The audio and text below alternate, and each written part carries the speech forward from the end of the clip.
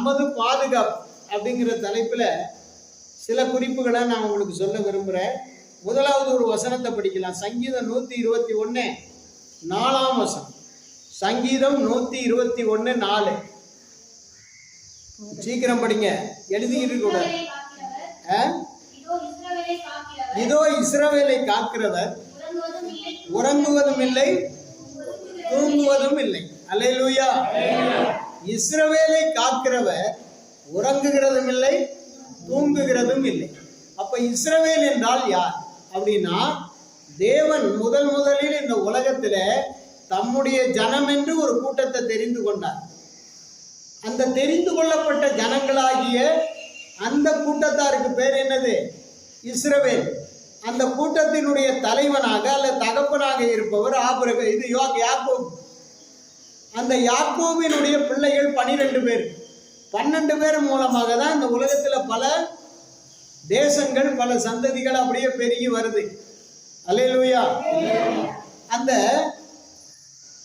யாக்கோபு என்கிற அந்த இஸ்ரவேலை ஆண்டவர் காக்கிறேன்னு சொல்றார். நான் காக்கிறேன், இஸ்ரவேலை காக்கிறேன்னா அவனை காப்பதற்காக எப்போதுமே முழிச்சிருக்கிறேன். தூங்குறதும் கிடையாது, உறங்குறதும் கிடையாது. அல்லேலூயா. தூங்குறதும் கிடையாது, உறங்குறதும் கிடையாது. தூங்குறதுன்னா என்னது? நார்மலா ஒருத்தன் டீப் ஸ்லீப், அதாவது நல்ல ஆழ்ந்த தூக்கம் தூங்குவான். ஆழ்ந்த தூக்கம் தூங்கினாலும் தட்டுனா என்ன பண்ணிடுவான்? ஏஞ்சிடுவான். அல்லது ஆழ்ந்த தூக்கம் தூங்கி இருந்தாலும் பக்கத்துல ஏதாவது டம்க்கு டப்புன்னு ஒரு ஒரு தப்பு சத்தமோ ஒரு தாள சத்தமோ அல்ல யாராவது இறைச்சல் போட்டாலும், என்னப்பா தூங்குற நேரத்தில் இது மாதிரி பண்றீங்கன்னு எழும்பிடுவான். இது தூக்கம். உறக்கம் என்றால் அயர்ந்து போகுதல். அதாவது கை கால் எங்க இருக்குன்னு தெரியாது, உடம்புல துணி இருக்கான்னு கூட தெரியாது, அல்ல வீட்டில தான் இருக்கமான்னு தெரியாது, அல்ல மத்தியானம் படுத்திருப்பான், எந்திரிச்சு திடீர்னு சாயங்காலம் 4 மணிக்கெல்லாம் நான் பல்லு விளக்கிட்டேனா நான் குளிச்சுட்டேனாம்பா. இதுக்கு பேரு தான் உறக்கம். அல்லேலூயா. மத்தியானம் சாப்பிட்டு படுத்திருப்பான், திடீர்னு ராத்திரி சாயங்காலம் எந்திரிச்சு நான் மத்தியானம் சாப்பிட்டேனா இல்லையா, திடீர்னு சிலர் எந்திரிச்சு நான் எங்க இருக்கேன் அப்படின்னு கேட்பான். இதுக்கு பேர் என்னது? உறக்கம். இந்த ரெண்டுமே ஏசப்பாட்ட கிடையாது. ஏன் தெரியுமா? நம்மளை காப்பதற்காக. நம்ம ராத்திரி தூங்குறோம், திடீர்னு காத்து வந்து மின்னல் அடிச்சு மழை பெஞ்சு டமார் டமார்னு பண்ணி உன்னை ஓட்டி உன்னை தடன்னு ஆட்டி எப்படி தகரமெல்லாம் என்ன ஆட்டம் போட்டுருச்சு, அதெல்லாம் முறிஞ்சிருமோன்னு பார்த்தேன். சில முருங்கை மரம் அதை இதை மட்டும் கொஞ்சம் முறிச்சு விட்டுட்டு போயிடுச்சு. அல்லேலூயா. இப்படி ஒண்ணா நடக்குது. இதுல நம்ம தூக்கம் கலையுது. இது தூக்கம். அல்லேலூயா. எழுந்து பார்த்த பிறகுதான் நமக்கு என்ன நடக்குன்னு தெரியாது. இந்த வயநாடு பகுதியில டீப் ஸ்லீப், அயர்ந்த தூக்கம் அப்படின்னா எப்படி தூங்குறோன்னு தெரியல. ஜனங்கள்லாம் ராத்திரி நம்பிக்கையோட தூங்கி காலையில எழுந்துச்சு டீ எஸ்டேட், எல்லாம் டீ எஸ்டேட் தான், காஃபி தோட்டம், அதுகளில் வேலைக்கு போகிறவங்க எல்லாம் கிளம்புறாங்க. காலையில் கிளம்பி போகலான்னு ராத்திரி படுத்து தூங்கிட்டு இருக்காங்க. குழந்தைகள் காலையில் ஸ்கூலுக்கு போகலான்னு எல்லாம் குழந்தைகள்லாம் படுத்துருக்கு. குழந்தைன்னும் பார்க்கல, பெரியவங்கன்னும் பார்க்கல, வயதானவனும் பார்க்கல, நல்லவனும் பார்க்கல, கெட்டவனும் பார்க்கல, கிறிஸ்தவனும் பார்க்கல, முஸ்லீமனும் பார்க்கல, ஏழைன்னு பார்க்கல, பணக்காரன்னு பார்க்கல, ஒட்டுமொத்த பேரையும் ஒரே மண் சரிவில் போட்டு போச்சு. அல்லேலூயா. இஸ்ரவேலை காக்கிறவர் உறங்குவதும் இல்லை. நீ இஸ்ரவேலா இருப்பாயானால் அப்படின்னா ரட்சிக்கப்பட்ட ஜனம்னு அர்த்தம். ரட்சிப்புன்னா என்ன? மனம் திரும்புதல், ஞான ஸ்நானம், பரிசுத்தாவின் அபிஷேகம்.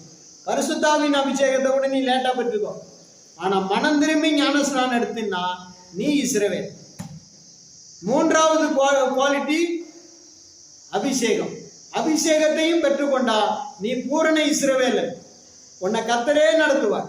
உனக்கு யாரும் போதிக்க வேண்டியதில்லை. அவரே உன்னை ஆசீர்வதிச்சு பாதுகாத்து நடத்த ஆரம்பிச்சிருவார். நீ இஸ்ரவேலா இருப்பாயானால் உன்னை காக்கிறவர் உறங்கவும் மாட்டார், தூங்கவும் மாட்டார். எத்தனை பேர் ஆமென் சொல்றீங்க? அல்லேலூயா. அவர் உறங்க போறதும் இல்ல, தூங்க போறதும் இல்ல. எத்தனை பேர் தேவன் காக்கணும்? எத்தனை பேர் இஸ்ரவேலா இருக்க விரும்புறீங்க? அல்லேலூயா. இஸ்ரவேலா இருந்தா கண்டிப்பா நம்மளை காக்கிறவர் தேவன். நமக்காக அவர் உறங்கவும் மாட்டார், தூங்கவும். இந்த தாய் பிள்ளையை தூக்கி பக்கத்துல போட்டுக்கிட்டு அணைச்சி அணைச்சி படுத்துக்கிட்டு இருக்கும். அது முருகனுச்சின்னு முனவனுச்சின்னு வச்சுக்க, திரும்பவும் அதை தூக்கி இப்படி தட்டி தட்டி தட்டி தட்டி தூங்கும். தாய் தூங்கிட்டு தான் இருப்பா, ஆனா இடைக்கிட கையை நெஞ்சிட்டே இருக்கும், அணைச்சி அணைச்சி தட்டிக்கிட்டே இருக்கும், தூங்கிட்டே இருப்பான். ஏசப்பா அப்படி இல்லை. உன்னை காக்கிறதுக்காக அவருக்கு தூக்கமும் வராது, உறக்கமும் வராது. இப்படி ஒரு தெய்வத்தை பார்த்திருக்கோமா எங்கேயாவது? அல்லேலூயா. இப்படி ஒரு தெய்வத்தை பார்த்திருக்கோமா நாமோ? இந்த தெய்வம் தான் நம்மளை கூப்பிடுறாரு, வா வருத்தப்பட்டு பாரம் சுமக்கிறவர்களை நீங்க எல்லாம் என்கிட்ட வாங்க, நான் உங்களுக்கு இளைப்பாறுதல் தரேன்ற. சரி, எப்படி பாதுகாக்கிறார் படிக்கலாமா? சங்கீதம் 40:11. முதலாவது சங்கீதம் 40:11 படிக்கலையா? உமது கிருபையும் உமது உண்மையும் எப்பொழுதும் என்னை காக்க கடவது. உமது கிருபையும் உமது உண்மையும் எப்பொழுதும் என்னை காக்க கடவது. அல்லேலூயா. தேவன் கிருபையை கொண்டு காக்கிறார், உண்மையை கொண்டு காக்கிறார். அவர் சொல்லிட்டார், அதனால பாதுகாக்கிறார். நான் உன்னை பாதுகாப்பேன்னு சொல்லிட்டதுனால அந்த வார்த்தை மீறக்கூடாதுங்கிறதுக்காக அவர் உண்மை உள்ளவர் ஆனபடியினால அந்த உண்மையை கொண்டு நம்மளை காத்துக்கிட்டு இருக்கிறார். இரண்டாவது கிருபையை கொண்டு காக்கிறார். அல்லேலூயா, அல்லேலூயா. உடைக்கப்பட்ட நேரத்தில் எல்லாம் என்னை உருவாக்கின கிருபை இது. அல்லேலூயா. கிருபையே கிருபையே மாறாத நல்ல கிருபையே, சோர்ந்து போன நேரத்தில் எல்லாம் என்னை சூழ்ந்து கொண்ட கிருபை இது. ஆண்டவருடைய கிருபை நம்மளை காக்கிற விதத்தை பாருங்க. நம்ம சோர்ந்து போனா நம்மளை உற்சாகப்படுத்துறது, நம்ம உடைக்கப்படும் போது நம்மளை தேற்றி உருவாக்குவது. அல்லேலூயா. ஒன்றும் இல்லாத நேரத்துல நமக்கு எல்லாம் கொடுத்து உதவி செய்யறது, இதெல்லாம் அவருடைய கிருபை. ஆமென். அல்லேலூயா. அப்ப நம்மளை காக்கிறது அவருடைய உண்மையும் கிருபை. அவருடைய உண்மைக்காகவும் கிருபைக்காகவும் நாம் அவரை நம்பி அவர் பாதத்துல எப்போதும் அவரை நெருங்கி இருந்தோம்னா நமக்கு எந்த கவலையும் நம்மளை கத்தருப்பாங்க. ஏசப்பா, உம்முடைய கிருபையும் உண்மையும் இந்த நாள் முழுக்க என்னை பாதுகாக்கணும்னு சொல்லி நம்ம அவர்கிட்ட காலையிலே கை விரிச்சோன்னு வச்சுங்க, அவரை நம்மளை ஏத்துக்கிறார். நம்மளை அவர் அரவணைச்சு நம்மளை தூக்கி சுமக்கிற வேலையை அவர் ஆரம்பிச்சுக்கிறார். காலையிலேயே எழும்பி அவருடைய கிருபைக்கும் உண்மைக்கும் நம்மளை ஒப்பு கொடுக்கணும். ஆமென். அல்லேலூயா. இரண்டாவது, தேவன் நம்மை எப்படி பாதுகாக்கிறார்? என்னாகம புஸ்தகம் 6ஆம் அதிகாரம் 24ஆம் வசனம். என்னாகமம் 6:24. கர்த்தர் உன்னை ஆசீர்வதித்து உன்னை காக்க கடவர். அல்லேலூயா என்று எழுதப்பட்டிருக்கு. கர்த்தர் உன்னை ஆசீர்வதித்து உன்னை காக்க கடவர் என்று எழுதியிருக்கு. உன்னை ஆசீர்வதித்து பாதுகாப்பார். உன்னை சும்மா வெறுமையா வச்சு பாதுகாக்கிறது இல்லை அவர் வேலை. உன்னை ஆசீர்வதித்து உன்னை சந்தோஷப்படுத்தி உனக்கு தேவையான நன்மைகளை கொடுத்து, உலகத்தின் நன்மையும் கொடுத்து, பரலோகத்துக்குரிய நன்மையும் கொடுத்து, உன்னை மகிழ்ச்சியாக்கி, உன்னை பூரிப்பாக்கி, மற்றவர்களுக்கு முன்பாக உன்னை உயர்ந்த இடத்துல வச்சு உன்னை காத்துக்கிட்டே இருப்பார். கர்த்தர் உன்னை ஆசீர்வதித்து காக்க கடவர்னு எழுதி. அப்ப நம்மளை காக்கிறது எப்படி? நம்மளை ஆசீர்வதிக்கிறாரு, ஆசீர்வதித்து அந்த ஆசீர்வாதத்தை அவர் பாதுகாக்கிறார். அல்லேலூயா. ஆசீர்வாதத்தையும் நம்மையும் சேர்த்து பாதுகாக்கிறார். சரி, இந்த உண்மையை கண்டுபிடிச்சது யாரு?